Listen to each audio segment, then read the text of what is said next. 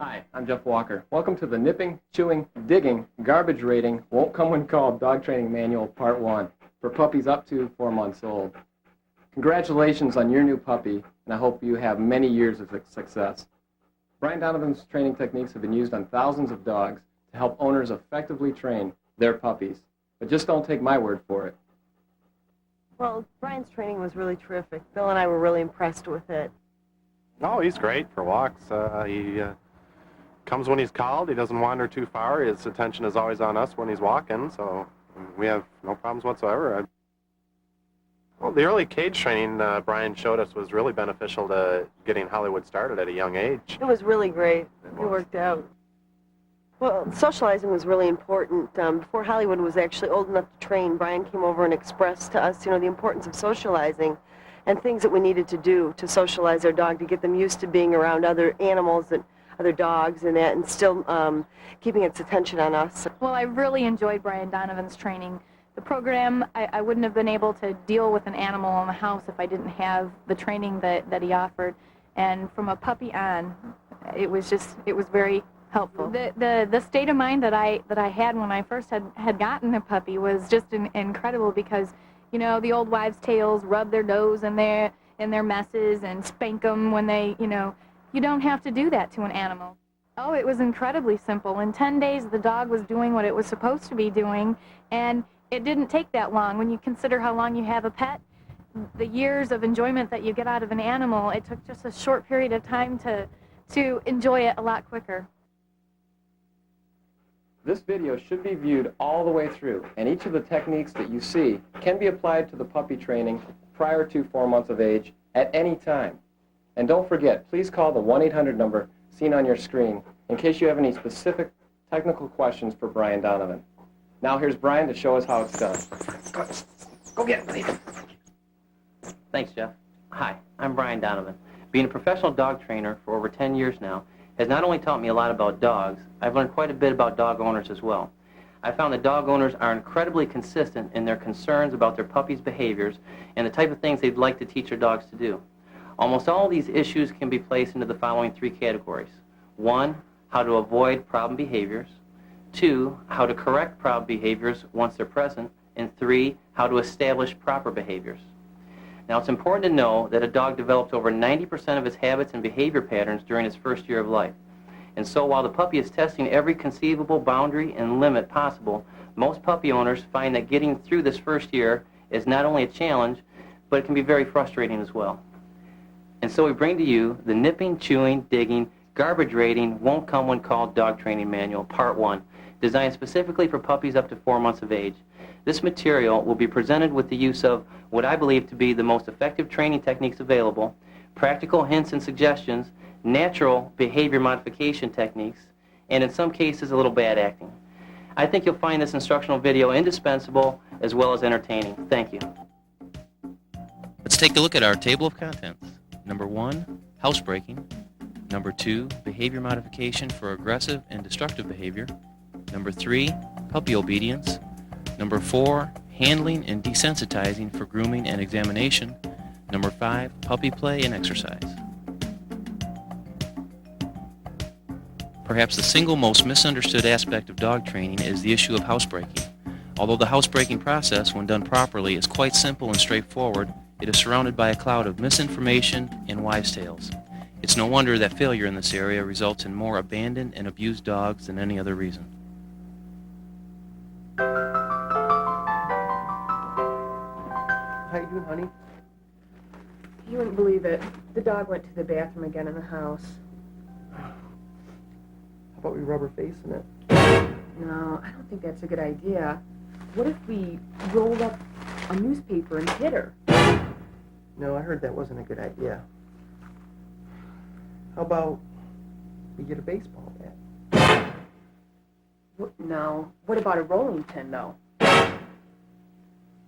No, I heard that's not a good idea. How about an Uzi? That's definitely not a good idea. Wait. None of these are good ideas. These people need help. To help us with our puppy training, we're here today with Debbie and her dog, Benny. Benny. How you doing, Benny? And Benny is a Lhasa Apso. Lhasa Apso. And how old is Benny? 10 weeks. 10 weeks old. You're a pretty big kid for 10 weeks, eh? All right, the first thing we talk about is housebreaking. Okay? Now for this, you got your pad and paper there. Now you had a bunch of questions you wanted to ask. I was told that you have a lot of concerns. You're at your wit's end on how to deal with your dog. Where do we start with the housebreaking? What kind of problems are you having with the housebreaking? Well, I thought it would be really easy, but it's not. I can't get him to go outside. Okay. Now is the dog making mistakes when you're home or when you're away? Both. Both? Okay. Now, we can eliminate half those problems by making sure that when you're away or in bed sleeping, your dog should be in a cage. All right, now we're talking about housebreaking here. Anytime you train a dog, you want to make sure consistency is top priority. Consistency is important because the dog has to acquire a habit of what you're trying to provide for the dog. So when we're talking about consistency in housebreaking, the main thing is the dog's feeding schedule. Okay? If we can regulate the dog's input, we're going to be able to regulate the dog's output. I mean, if you feed him at the same times, he'll be going to the bathroom at the same times, and that's what we want to do. That's what we hope to accomplish. How often do I feed him then? Okay, a dog this age, you should be feeding him 3 times a day. Now, as a general rule, you might want to write this down. Until the dog is 6 months of age, you want to feed your dog 3 times a day. Okay. Now, after the dog is 6 months of age, you want to feed him twice a day until he's 1 year. Now, this is just a general rule of thumb. For the smaller dogs, they mature quicker, so you may be on a once-a-day feeding when the dog is 6 months old. The dog will tell you how much food he needs. If your dog requires a special diet, your veterinarian will tell you that, if you, since you should be taking your dog for regular visits for his inoculations. Now, the feeding schedule, not only should the dog be eating the same amount of times each day, he should also be eating at the exact same time each day. So if you feed your dog at 7:30 this morning, don't wait till 7:40 or 8 o'clock tomorrow. Well, what if my schedule is different? Well, you got to do the best you can. What I'm giving you is an ideal situation. In an ideal situation, here's what you do. You feed your dog at the same exact times each day. You leave the food out for 10 minutes only. Okay. Whatever the dog's going to eat in 10 minutes. It's important that you don't leave the food out too long for the dog, because the longer you leave the food out, the more opportunity the dog has to eat whenever he wants. Okay? And that's why you don't want to go on a what we call a free feeding schedule, where you just leave the food out all day or for an hour for the dog. But what about water? Do you leave that out all day? That's a good question. Water, most of the time the problems will be urine problems. But that doesn't mean to regulate the water. The only thing you regulate in the dog's intake is the food. Okay. The water you shouldn't regulate, because puppies can dehydrate quickly. When a puppy dehydrates, they can encounter serious health problems. Especially if the dog is on a poor diet, or if the dog is real active, they start dehydrating, they have diarrhea maybe. You have to get the dog into the vet as soon as possible. So to minimize that risk, you want to make sure that the dog has access to water throughout the day until you go to bed. Now, when you go to bed for the evening, then you can pick up the water. He can go the whole night without water. What if he doesn't eat? If he doesn't eat, pick it up and give it to him the next meal. Okay? If your dog has been checked at the vet and he's free of parasites, you shouldn't have to worry if the dog misses a meal or two here and there. So you feed the dog those consistent times each day, 3 times a day. Now, the food is left out for 10 minutes, then you pick it up, and then for the first 10 days of this schedule, you're going to take your dog out whenever you think he has to go. Now, this is going to be hit or miss. Sometimes the dog's going to have to go, other times he won't. Now, the way you figure this out is by leaving the dog out for 5 minutes at a time. If he doesn't go to the bathroom after 5 minutes, you bring him back into the house. Now, when you bring him in, you got to keep an eye on him, because he may decide that that's the time he has to go. Now, if you're going to have problems, you're going to have times when the dog makes mistakes. Here's how you correct a dog for making a potty mistake. First of all, what you don't do. You do not hit your dog for making a potty mistake. You shouldn't hit your dog during the training at all. The idea of a correction is to associate the dog's behavior with something negative. Now, if the dog sees the correction, then that's what they tend to blame the correction on. So when you hit your dog, the last thing the dog sees is your hand, and if they see your hand, that's what they become fearful of. Now, to compound the problem of a harsh correction for housebreaking, If you correct your dog too harsh or after the fact, what happens is your dog does not associate the correction properly. And I'll go over each one of those. A correction that's too harsh, if the dog doesn't understand where he's supposed to go to the bathroom, and you start correcting him too harsh before he understands it, the dog's got to go whether you like it or not. So if he doesn't know, all he knows is that you don't like it around you because he gets punished severely for it. So what happens is the dog makes sure that you're nowhere around when he's got to go to the bathroom. So in other words, what he does is he runs into the other room and goes to the bathroom, and then you find it a few minutes later. Okay? Now you created that problem, so you have to make sure you give your dog no harsh corrections. If you correct your dog after the fact, that's the other big problem that people usually have with the housebreaking corrections. You find the mess, you're upset, you drag your dog over to the mess, and you rub his nose in it, or you point to it and you tell him he's bad. Now again, that's not immediate association. You're not correcting the action, you're correcting the result. You're assuming that the dog can reason. Okay? Just because you can reason so well doesn't mean that an animal like a dog can reason that well. You have to train them through immediate association.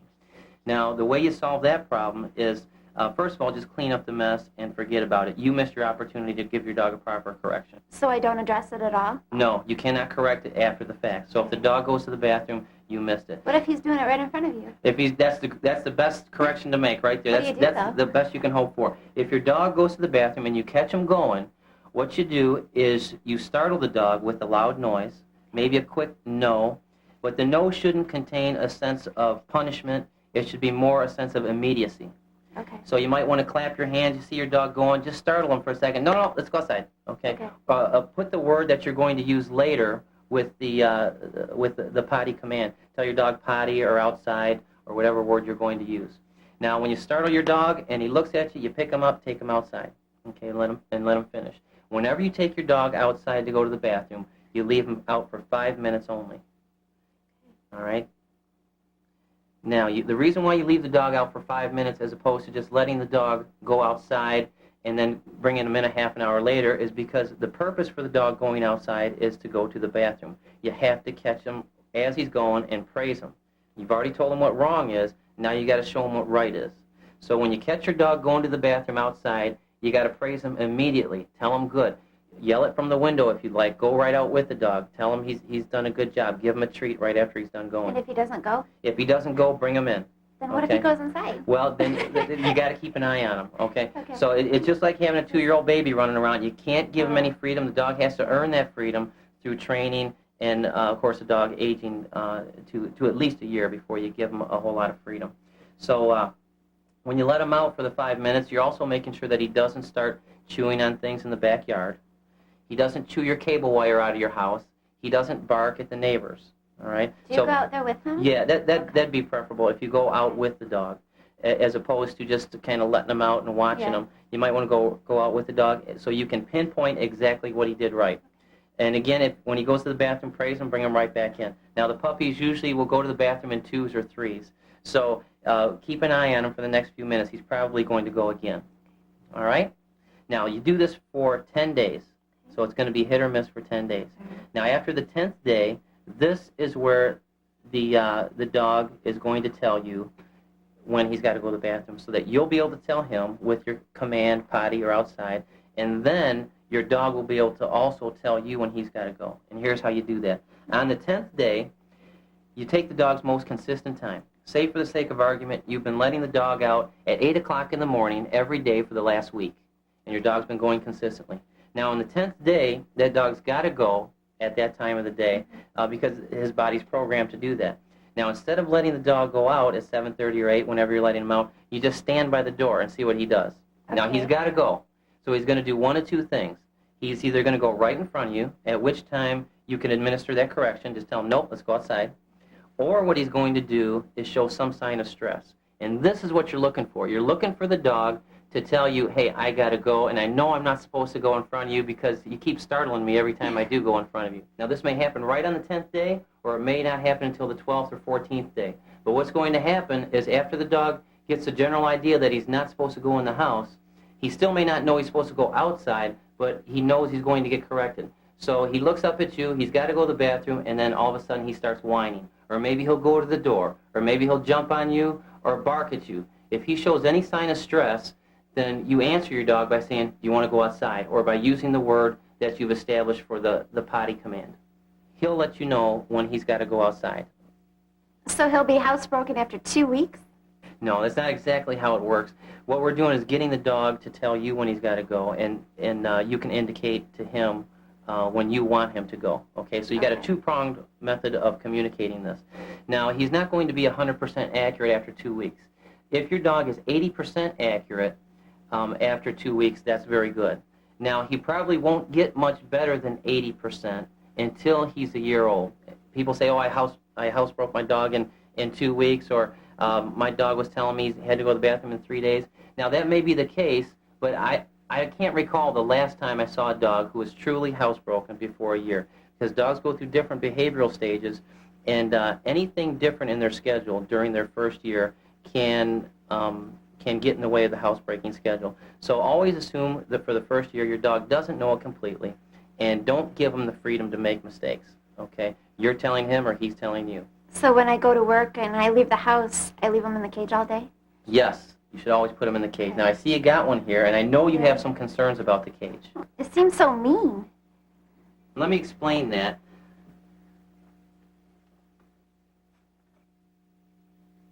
The reason why you use the cage is to keep the dog safe while you're gone. Also to establish good potty habits. Most dogs tend not to go in the place that they have to sleep. Not to go to the bathroom, that is. Now, if your dog does, well, there's not a whole lot you can do about it. You can section the cage off and make it smaller, but some dogs just don't have that instinct to keep their nest clean. The other reason why you want to keep the dog in the cage is to discourage any behavior problems cropping up the first year of the dog's life, like chewing on cords and chewing on your baseboards and things like that. So after a year, can I let him out? Yeah. What you do is you leave the dog in the cage whenever you can't watch him for the first year of the dog's life. The reason why the first year is because that's when, again, your dog is learning 90% of its habits and behavior patterns that's going to take with him the rest of his life. Now, if the dog is used to you leaving and him laying down in the cage and being quiet and not chewing on things that don't belong to him, that's what he's going to take with him the rest of his life. So at this point, the cage is just an attempt to avoid any behavior problems that might crop up at a young age. If your dog does have a chewing problem or digging problem when he's 6 months old because you don't have him in a cage, and he continues to have that problem until he's a year old, you may never solve it because he learned it at such a young age. It's an ingrained part of his behavior pattern. Now, let's look at what we have in the cage here. We have the dog's toy. We're going to talk more about this later.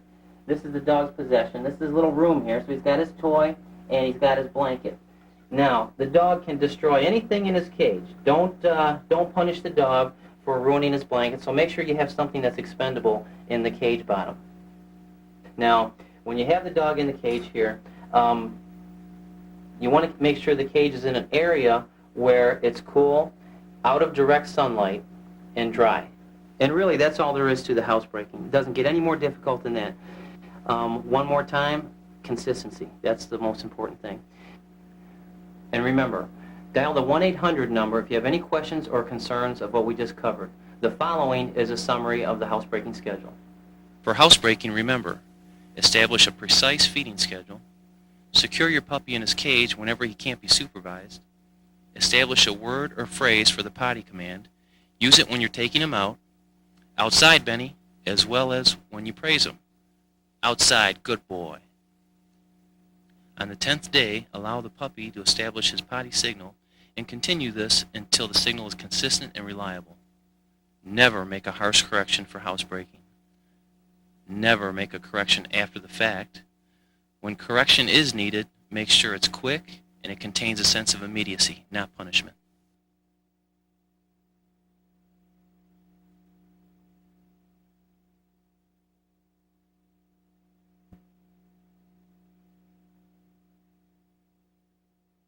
Warning, if your puppy bites you, growls at you, bares his teeth at you, steals your belongings, or destroys your furniture, your puppy is absolutely normal. That's right. Puppies are constantly testing the limits. It's their job. And it's your job to show them the limits. And if you don't, well... Look me in the eyes, boys!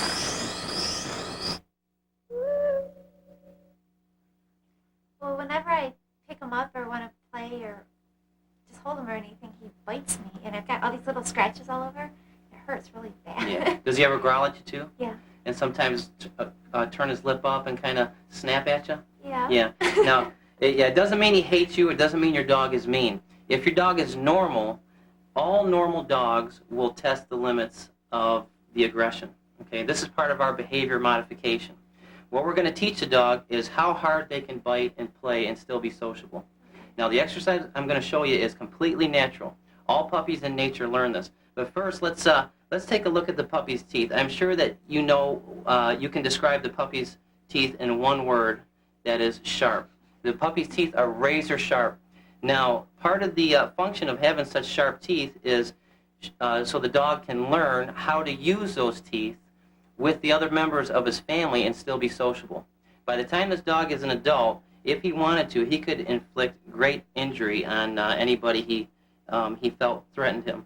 Now, he's got to learn how to use those jaws and those powerful teeth so that he doesn't hurt the members of his pack, or in this case, his family. Now, in nature, what happens is, I'll set the scenario for you. The puppy goes up to mother, bites mom too hard on the ear. Mom, of course, is in pain. She turns around, growls at the puppy, and pins him down to the ground.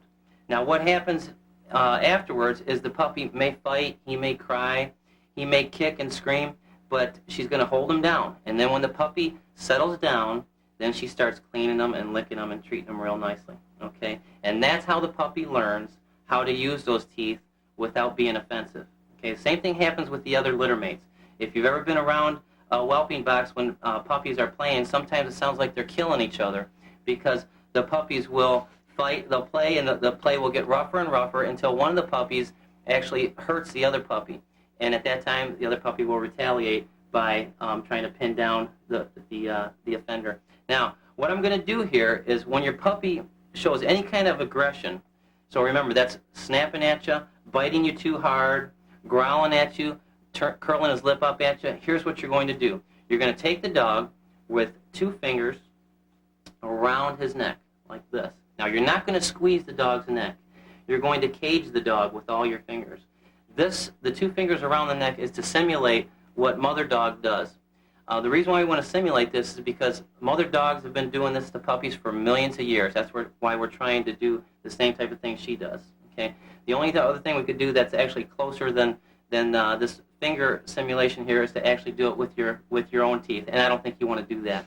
So I'm going to turn the puppy over. Now, this is kind of a harsh correction. You yell no while you're doing it, and then we're going to watch for that reaction. Now, remember, your dog can do one of several things. Your dog may just not fight at all, okay, and we haven't done it with this puppy yet, so we have no idea what he's going to do.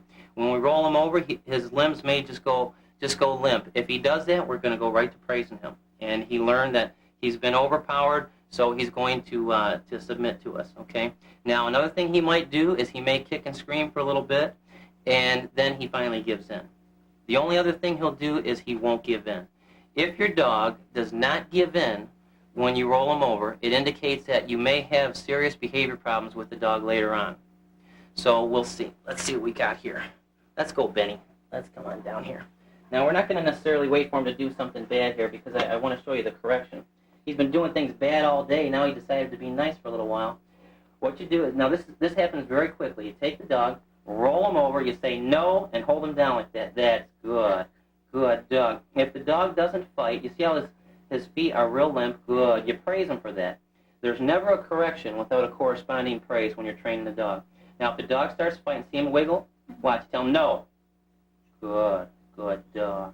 That's good. And he gives in. Okay, Debbie, why don't you try this? Now, put your fingers under the dog's chest with these 2 fingers under the dog's. There you go, under the dog's neck. Yep. Okay. Now just roll him over. You gotta tell him no. He just bit you. No. No. Now if the dog wiggles, okay. Now tell him good. Good. Good. Now loosen up your grip. Good. Good. Now if he tries to wiggle free, now just kind of wrap. No. No. No. There you go. There. That's what that's the fighting we're looking for. Good. Now see the dog's legs give in. You loosen up your grip again. Tell him good. Good. You never let the dog up while they're fighting. You only let him up when they submit like this. That's good. So how long do you do this for? You do it until the dog submits. Now, at any point now, we can tell the dog, that's it, let him roll over and go about his business. Okay. So real quickly again, we'll roll him over, and let's see if he'll fight. There we go. That's the fighting we're looking for. Now watch. Nope. No. Good. Good dog. See the reaction there? Good.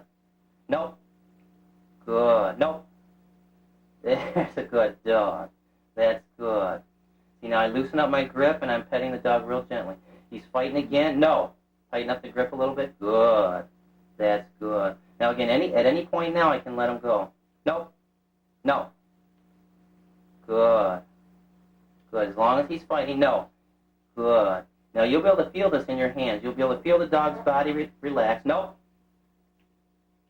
No, he's still not. So there's what we're looking for. Nope. No. That's good. Good. That's good. I knew you had more fight in you than that. There we go. That's good. Good dog. All right. Very good, little guy. Although you didn't hear it with Benny, don't be surprised if your dog makes quite a fuss when you administer this correction. It's not uncommon for the dog to show a great deal of stress, vocalizing, crying, kicking, trying to bite, that sort of thing. Whenever Benny does something wrong, I just do that, flip him over. And No. Now remember, that correction is only for when the dog is being too aggressive. Okay? Oh, okay. When he bites you too hard or growls at you. Now there's another correction that is for when the dog is getting into things that don't belong to him. Like when you catch your dog chewing on your shoes or chewing the phone cords or just generally grabbing something that doesn't belong to him, you're going to administer a different type of correction. Okay. Okay, this correction contains 3 criteria. First, it should be loud. Secondly, quick. And third, invisible. And that's the most important thing. If the dog sees the correction, that's what they tend to blame. So you don't want the dog to see your hand. You don't want your dog to see any kind of object you're going to use to make a loud noise. Now, what I mean by a loud noise, it could be clapping your hands, maybe stomping the floor, or maybe taking a rolled up newspaper and hitting your leg or something near the dog while the dog is absorbed in the activity that you want to stop. All right, now we're going to try a couple things with Benny, because if you can get away with just clapping your hands, that's great. Now I'm going to use something that dogs really like to get into. That would be tissue paper. Most dogs just love to get into tissue paper. Benny loves tissue. Yeah. So we will set this down, and when he goes towards the tissue paper, I'm going to administer a correction. Okay? Now, if clapping my hands doesn't work, then we're going to use a louder correction. All right? Now, it's going to be real loud. I don't want to startle you here. Okay. So here we go. You let the dog discover it himself. And when he does discover it, no! Good. When it startles the dog, you take him away from it. Good. Are you okay? And again, no correction without a corresponding praise. You take the dog away from the area quickly. So basically, you're just turning him around, so this is no longer in his picture, in his field of view. Then you praise the dog. You're praising the dog because he's no longer getting into trouble. Then you let him go again. If he goes towards it, no! Good. Good It dog. worked. There we go. Good dog. He's going to learn whenever he goes near that, the loud noise happens. And then whenever he looks back at me, then something good happens. Okay. Owners, on the other hand, tend to do just the opposite. They see the dog doing something wrong, they yell at the dog, call attention to themselves, and then administer the correction. So they walk in on the dog chewing up their favorite pair of shoes, they yell at the dog looks at them, and that's where the correction takes place while the dog is concentrated on the owner, rather than when the dog is absorbed with chewing on the shoe. Now, once the dog is avoiding the object, then you introduce the dog to his toy, okay? And make it real clear to him that that's his. He can have it. He can do whatever he wants with it. There's a good dog. Good. And then this disappears. We take that away. Good. Where you going, Benny? You taking your ball and going home? That's good. Good dog. Good. And every time the dog is out, if he does start to approach something that belongs to you, use one of those corrections. Now, a couple other corrections you might want to use for some of the terrier breeds who aren't discouraged very easily. You may want to use like a milk jug, a plastic milk jug with pennies in it. Now, the idea again is the sound. It's loud and it's invisible. Don't let the dog see it. Okay. So if you see your dog doing something, shake it behind their head or drop it behind their back so the dog actually doesn't see it as it's happening, okay? All right, Benny, that was pretty good. Okay, let's review the behavior modification segment. For aggressive behavior, that is nipping, snapping, or growling, remember, immediately administer the rollover correction, then praise your pup for the desired calm behavior. For stealing, chewing, or destroying things that don't belong to your puppy, remember, the correction should be made immediately as the pup begins the behavior. The correction should be loud, quick, and invisible. The puppy should never see the correction itself.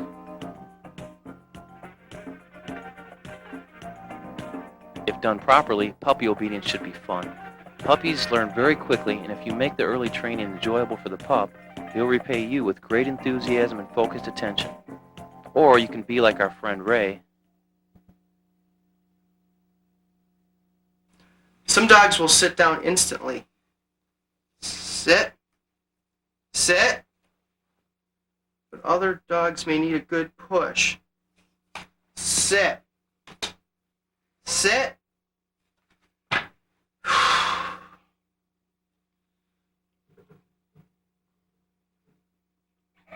Okay, Deb. Now we're going to do something fun for the dogs. We're going to introduce them to dog obedience. Now, this obedience is not the same as what they're going to learn later on when they're a little bit older. This is puppy obedience. For this, we're going to need some equipment. We have it right here. Here we go. Now, for this, we're going to need a leash. Small leather or nylon leash is fine. And a buckle collar for the dog. Now, we're not going to use a choke chain. Use a regular buckle collar made of nylon or leather. All right? Here, why don't you put that on Benny right now? And we're also going to use some of the dog's food for luring the dog into the positions for the obedience commands. Okay, we're going to use some of the food that you normally feed the dog. We're going to put it in hot water. We have a cup of hot water here. Now, what the hot water does is it softens the food, adds a little bit of extra flavor with that warmth and the moisture there. Now we're going to use this as a lure to lure the dog into the positions that we're going to associate with the words. We're going to do sit, down, and teach the dog his name. Now the reason for the food, the reason why we use a food lure is so that we can focus the dog, number one. And number two, we use food so that we can associate some of the commands that the dog is going to hear later on when we start the formal obedience with something pleasant. Okay, let's get started. This food's softening up here a little bit. Okay, we're going to put this leash on here. Once you clip that to the collar, Okay. How long is this leash? this is about a 4-foot leash. 3 or 4 feet is fine for what we're doing right now. Okay. And again, we have that buckle collar. Okay, let's get Benny on the floor here, and we're going to introduce him to some obedience. What is that? What is that, Benny? There. Okay, the first exercise is sit. Simply hold the food over the dog's head and back him up a little bit until the dog puts his butt on the ground. Now, if the dog doesn't want to work, if he doesn't want the food, then you don't have him do this. Good, good, sit. You don't make the dog do anything at this point. Remember the focus of this is to get the dog to associate the commands sit, down, and respond to his name with something good, and to get him focused. If you start pushing the dog into position or making him do it, you're really going to turn him off to the obedience process. This is like preschool. So here we go with the sit. Sit. Good. So he just naturally does that. Yeah. Well, you're luring him into the position Yeah. with your hand. Now, don't do the sit pretty thing where you bring the food up and bring the dog's front feet off the ground. It looks cute, but you want to keep the dog's feet on the ground, all 4 feet on the ground at all times, because you don't want the dog to get used to jumping up to see what's in your hand. Okay? It may be cute right now, but later on you may have something in your hand that you don't want the dog to go after, and all of a sudden he's jumping up to see what you have. Here we go. Come on, Benny. Here we go. Lure him into a sit. Now we're going to do down. We're going to bring the food down and curl your hand under. There we go. That gets the dog to reaching underneath your hand to get the food, which puts his elbows on the ground. Good.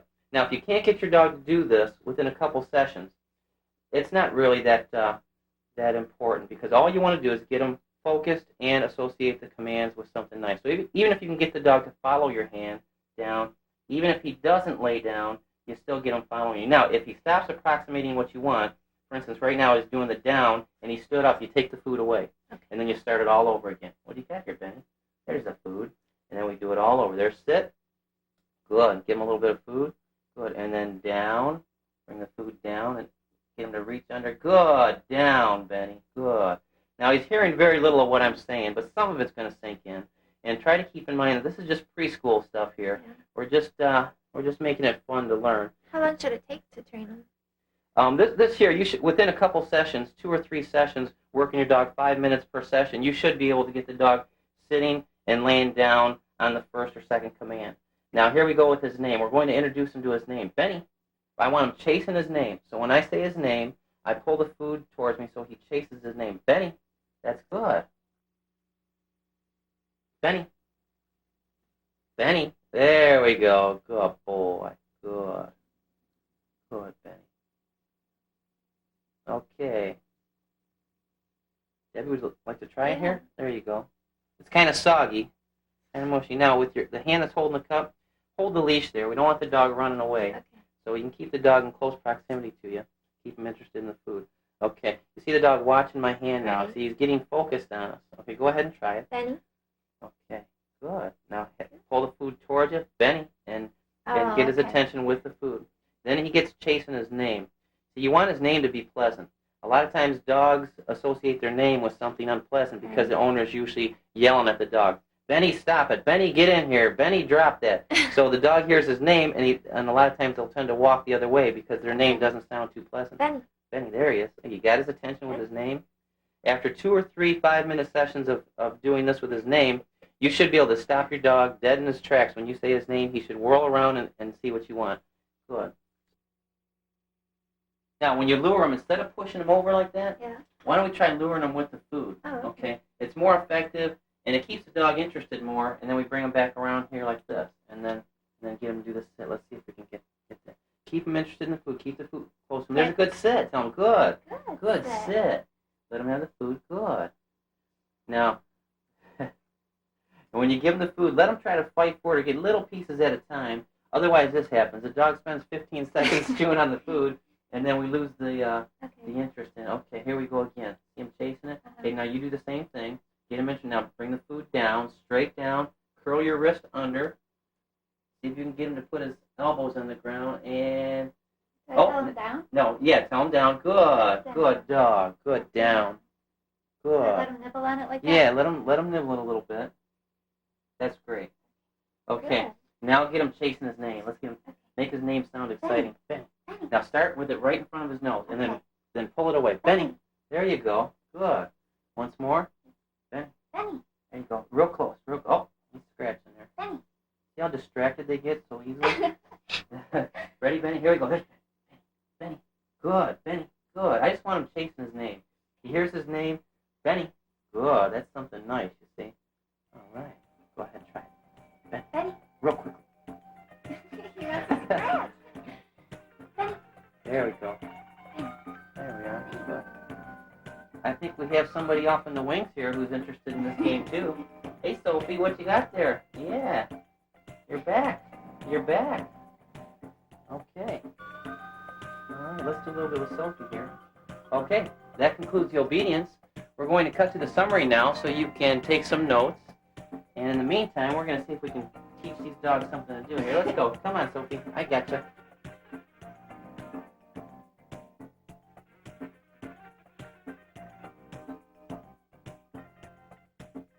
For puppy obedience, remember to practice when your puppy is hungry, lure your puppy into position with food treats while using the command word. When your puppy executes the exercise, praise him by giving him the treat as well as verbal praise. Do not force your 2 to 4-month-old puppy into position.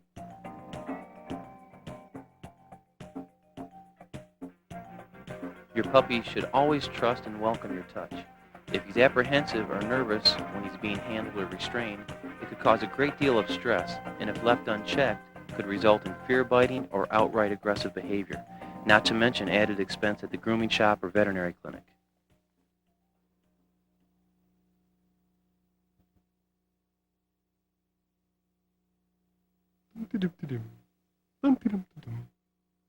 Huh?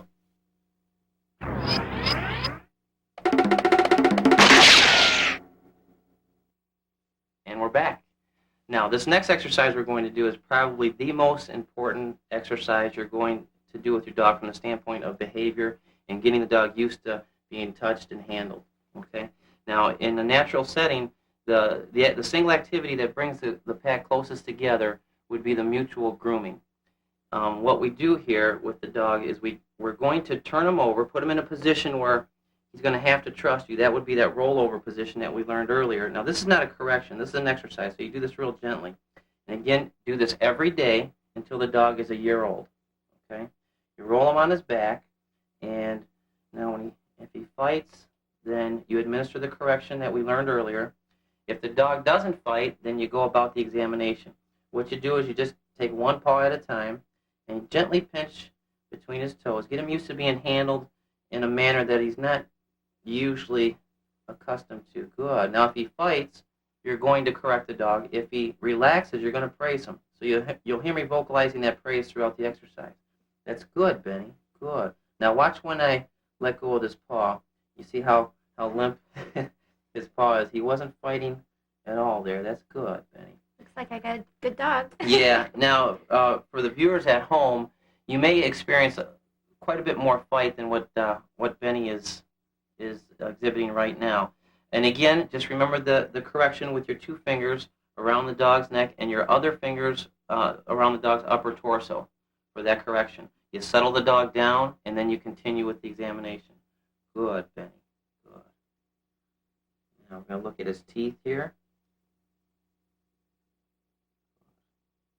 That's good.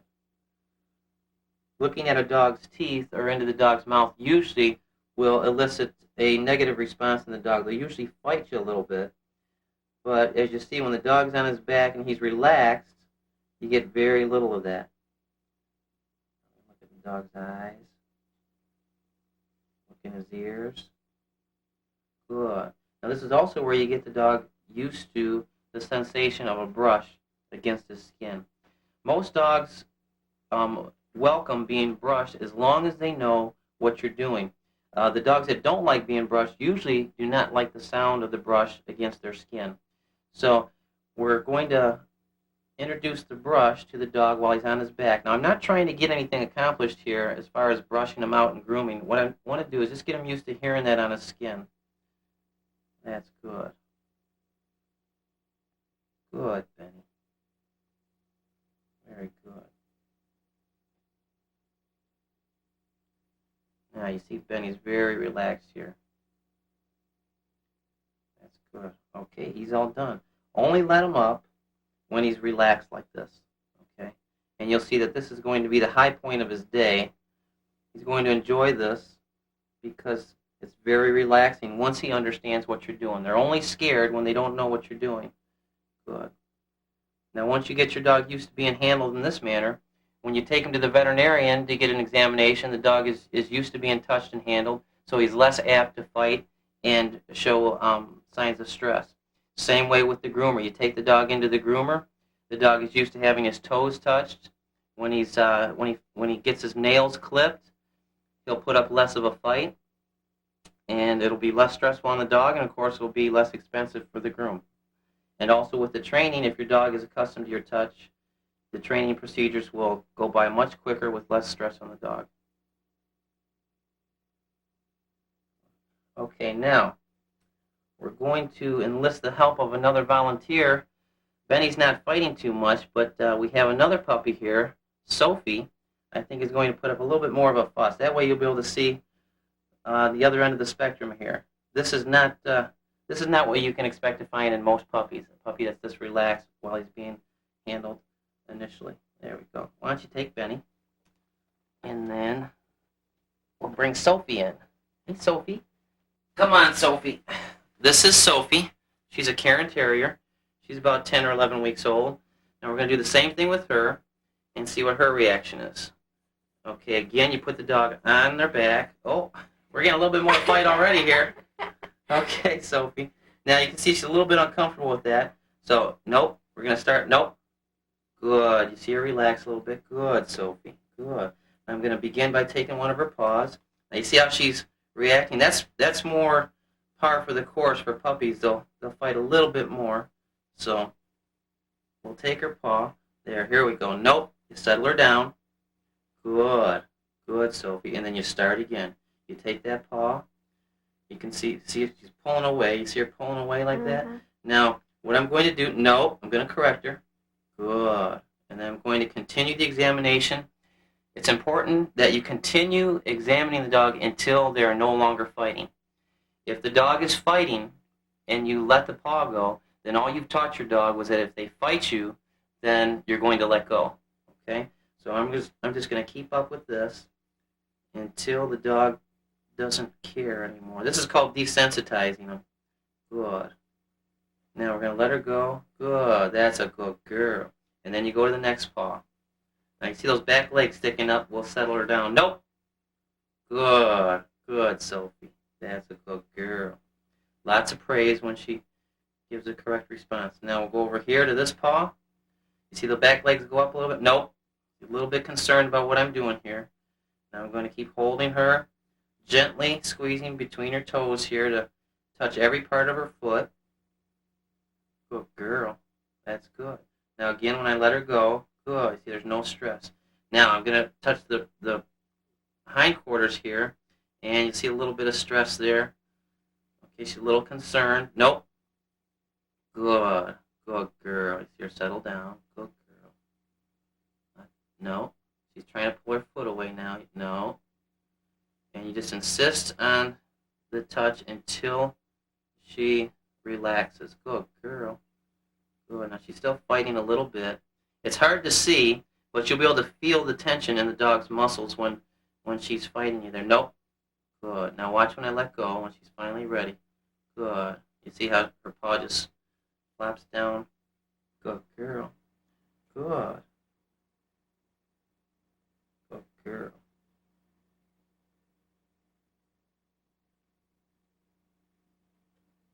Very good. Okay, we're all set. Yeah, that wasn't that bad, was it? No, that was pretty easy. So every day for a year, you said? Every day until the dog is a year old, you should do that. Don't do it when you're in a hurry. Do it when you're watching TV or doing an activity where it's kind of quiet and you have a little time to spend with the dog. Don't rush through it. You want to go very slowly with this and get the dog accustomed to that touch so they learn that it's a positive thing, not something that they're going to learn to dread. That's a good girl. Thanks, Sophie. Okay, now we're going to talk a little bit about caring for your dog's physical needs. This is relatively simple. The main thing you want to concern yourself is veterinary care. Your dog should be up to date on its vaccinations, and if you suspect any health problems whatsoever, your dog should be in the veterinarian's office. Okay, now what we can do at home is we have some basic equipment here. Start from this end. We have brushes and various combs. We have a shedding blade, what we call a slicker brush, and a greyhound comb. You can forget about these for right now. What I find most effective for puppies up until they're 4 months is a brush similar to this. You see, with the rubber backing and the steel pins with the rounded tips, it's a very quiet brush. It gets your dog used to being combed and handled and his skin being brushed with a utensil in a real subtle manner. So this is what I recommend for puppies up to 4 months of age. All right. Now, while you're doing the brushing, you're going to have hair all over. This is what I recommend for the owners, is a lint brush. We're all familiar with this. We don't have to do much talking about that. Now, we also have some nail clippers here. We have various kinds. This is called the guillotine type nail clipper, and we have the scissor type or plier type nail cutter. Both of them are very effective, and it's more of a personal taste than anything else. When you cut your dog's nails, make sure you have some styptic powder on hand just in case you cut the vein which goes through the nail. It's called the quick. The quick grows out into the nail, and the part of the nail you want to cut off is the part that extends past the quick. If you do happen to cut the quick, it's going to bleed quite a bit, so you do need some styptic powder once again. And we mentioned the latex rubber dog toys. Make sure when you go into the pet store, the toy says latex right on it. And it's made specifically for dogs. This is everything I need to groom Benny? Yeah, I would consider this a basic kit. There are some other issues like regular grooming. Your dog should be groomed regularly, but unless you're skilled in the grooming procedures and the types of chemicals and shampoos that they use, I would say you leave that to the experts, the groomers. Okay. Okay? But other than that, we have a couple other things here. You see these bowls? We got some heavy ceramic bowls. The bowls should be heavy enough so it's difficult for the dog to tip them over. Okay? A lot of times puppies enjoy playing in their water, and when they do so, they'll tip the bowl over and saturate their cage or the kitchen floor or wherever you have it. These bowls are nice and heavy. Make sure it's not too high so that the dog can't put his head over into the bowl. So this type of bowl here would be good for, say, a German Shepherd puppy or a larger breed. For Benny, this is a little bit too high. You want a shorter bowl for him. Okay? Now, we also mentioned the leash, a 3 or 4 foot leash, and a buckle collar. Your dog is too young for a choke or training collar at this point. So for right now, the regular buckle collar and the 3 foot leash will be fine. I wanted to ask you about those bowls. We're thinking about getting another dog, so he has a playmate. And is it okay if they share bowls? To be on the safe side, the dog should have separate bowls. Okay? You may have a problem with dominance where one dog may not allow the other dog to eat. And in that situation, you could have problems with that. I would get a bowl for food and a bowl for water for each dog. So you have 4 bowls for the 2 dogs. Okay? Okay, the only other piece of equipment we've left out in this segment would be the cage. We spoke about the cage in prior segments, and the main thing to remember is that the cage is not used for punishment. It's used to keep your dog as well as the home environment safe and secure. And that wraps up the physical needs for the puppy under 4 months of age. When desensitizing your puppy, remember, make sure you begin with the puppy in the rollover position. Apply the correction if your puppy shows agitation. Praise gently when your puppy relaxes. And perform this exercise every day until your dog is 1 year of age.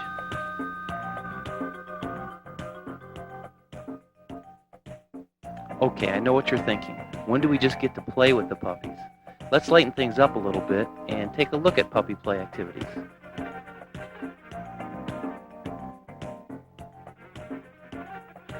Hi, we're back. We're doing some puppy play here. We're going to talk about the games and activities you should be doing with the dogs. One good game is a chase game with the ball. Whenever you play with the dog with the toy, play it with the dog with the toy either at eye level or lower. You don't want to have the dog jump up to retrieve a toy. It looks kind of fancy and the dog gets some exercise, but you don't want the dog jumping up to see what's in your hand. Keep the toy at eye level or lower and throw it for the dog to chase. Here, go ahead and put Benny on the floor here. Let's see if we can get him interacting a little bit. Of course, if you have 2 puppies, that's another good game. You have the puppies interacting with each other.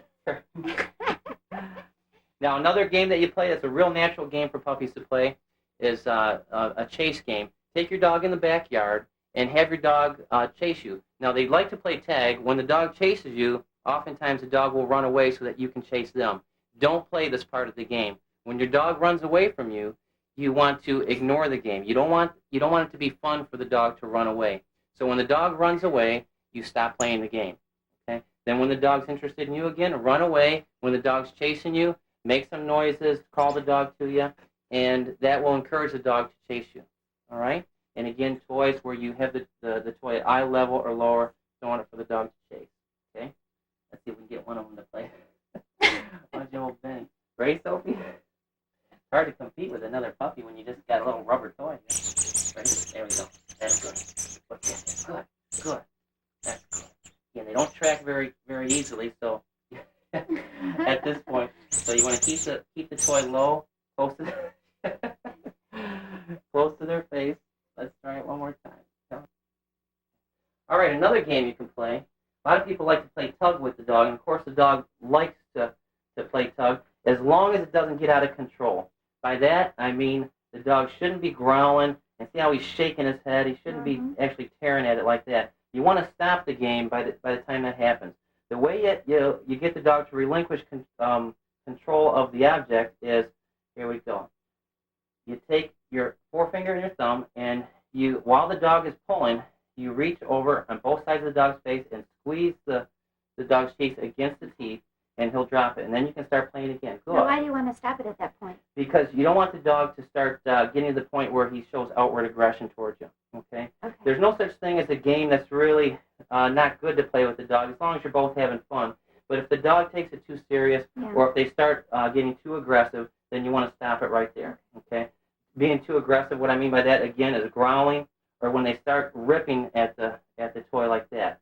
We don't really want the dog to do that. So again, you have your forefinger and your thumb right under here, squeeze, and you can retrieve the object. If the dog starts taking the aggression out on your hand, ow, like that, then we have that, we have that roller. Remember that earlier? Yeah. No. Okay, and then we can tell him, here we go. There you go, Benny. You can play with that. But that makes it clear to him that this is the thing you can play with, not your hand. Good. Let's get him all riled up here. And you pinch, and he lets go. That's good, Benny. Good. So you do that whenever he gets too aggressive. Now, the toys that we have here, a soft latex rubber dog toy is an excellent toy for a dog. You don't want to use raw hides or toys that are too hard. The soft latex rubber is a real unique material that allows the dog to work his gums and his teeth. And if the dog does happen to destroy it and chew parts of it, then the dog's body can process this rather easily. Now, I also have a T-shirt here. Now, we don't want the dog to get used to chewing on your things, especially clothing. But if you make it clear to the dog that this is his stuff, these are his toys, then the dog will learn that everything else belongs to you. Okay. Now, if the dog does start approaching your things, he's playing with his T-shirt now. Later on, he may grab an article of clothing that belongs to you. Mm-hmm. Then you give him that correction that we learned earlier with the loud noise behind his back. And then once the dog is avoiding your article of clothing, then you introduce him to his again. Okay, this is going to have a unique scent to it.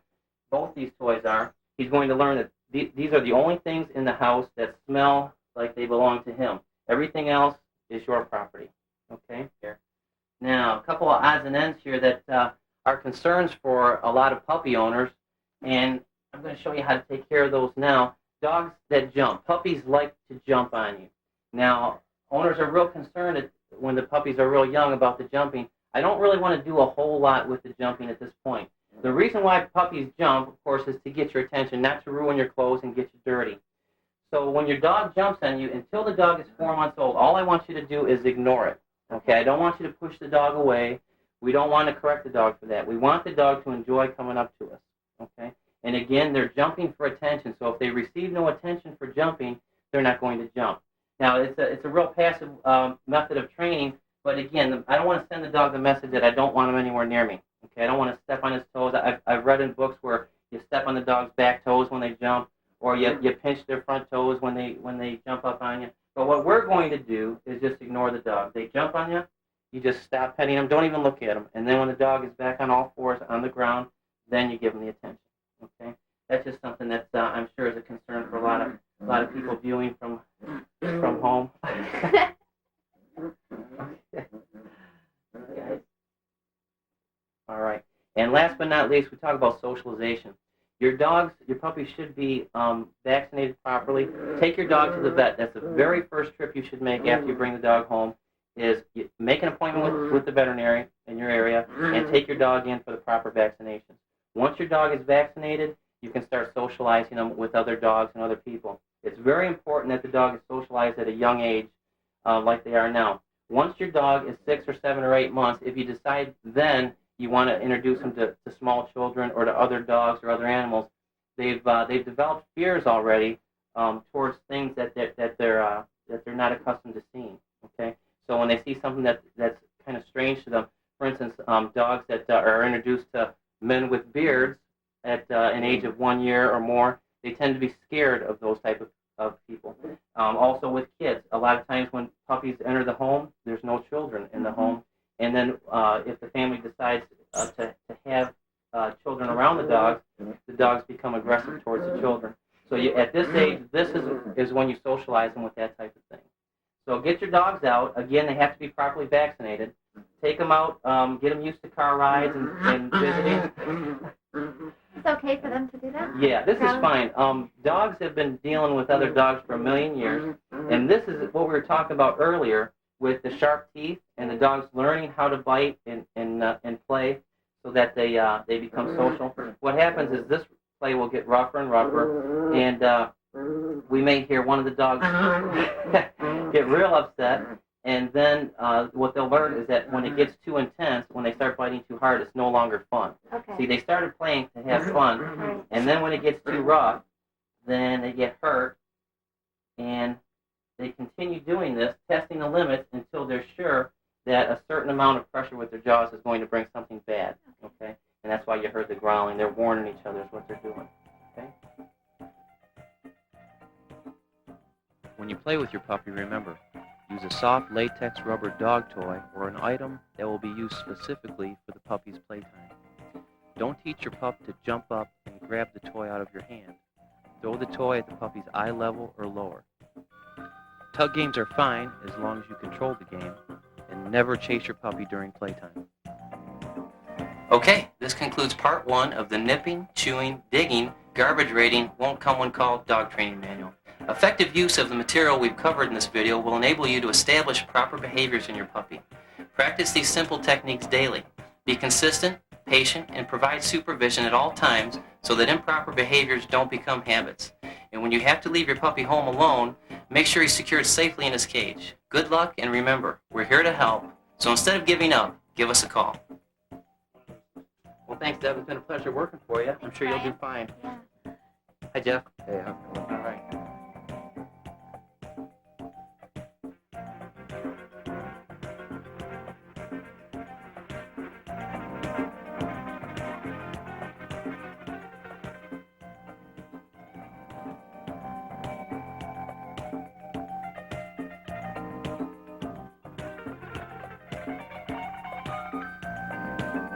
Okay, so you might have some questions or concerns. That's why Brian Donovan set up a handy 1-800 line so that you can call him if you have any questions on the material covered in the video or any other dog training matters. Please call 1-800-427-7844. There is a consultation fee. Please call for details. And don't forget, Part 2 is needed if your dog is over 4 months old. That's right, if he's 4 months old and he's jumping on your guests, he doesn't come when called, and gosh darn it, he doesn't have any manners. He's ready for Part 2. That's right, we'll cover the basic commands that you need to train your dog. Basics like sit, stay, down, heel, and much more. Brian's training methods in Part 2 are just what you need. You can order Part 2 simply and easily. Call 1-800-361-DOGS. That's 1-800-361-DOGS. And if you think your neighbor's dog is ill-mannered and needs some training himself, well, order one for them too. Take care.